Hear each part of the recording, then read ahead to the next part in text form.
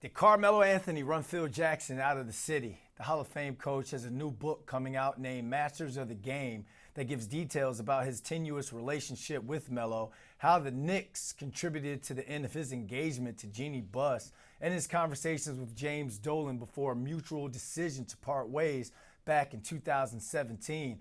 Well, our New York Post sports columnist Mike Vaccaro is on to relive the Phil Jackson era in the city.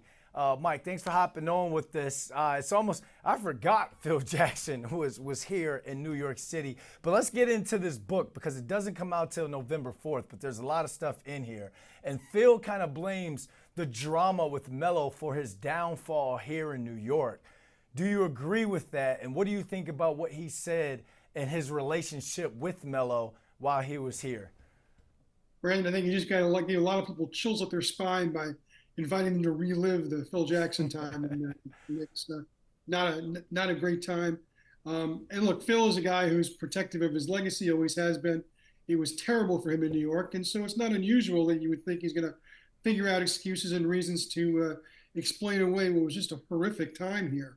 Really nothing that he left behind. You not leave the Knicks behind any stronger than when he arrived, which is the one thing you hope when you're a GM you do. Look, him and Melo were never a good fit.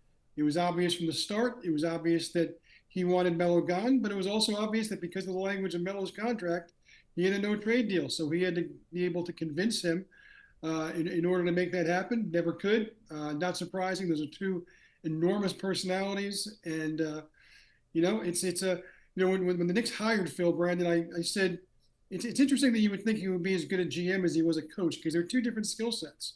It's like expecting a really good heart surgeon to be a really good dentist.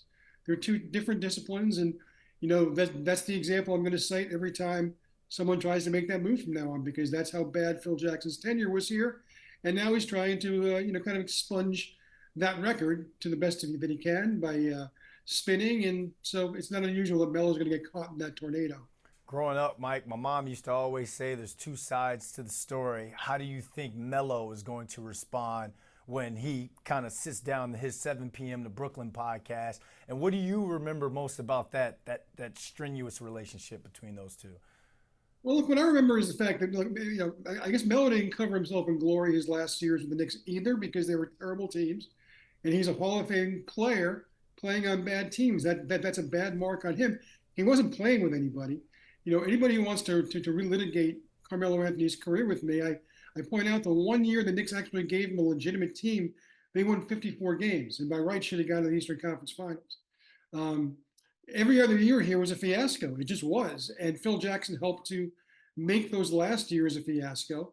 In a lot of ways, the only reason in those years to go to the Garden was to watch Carmelo Anthony, who was still brilliant, even as his team, couldn't win a game because he had no talent around him. So I think that Carmelo was a prideful enough guy. I don't think he didn't go looking for this fight, but Carmelo's a tough enough guy where he's not going to back down from one either. And I'm sure he's going to answer it very similarly the way that I did. I mean, name 3 players from those Knicks teams the last 2 or 3 years that Carmelo was here. Those teams were put together by Phil Jackson. That's how bad those teams were. So is there anything in this book that you hope Phil discloses that can clear some things up about him, or you're hoping to learn for the first time about his time in New York? Well, if he would admit that he was wrong, it would be the first time. So that would be newsworthy at least, and it would be part of the, something to look for. I don't anticipate that. That's not who Phil is, not what he's ever been.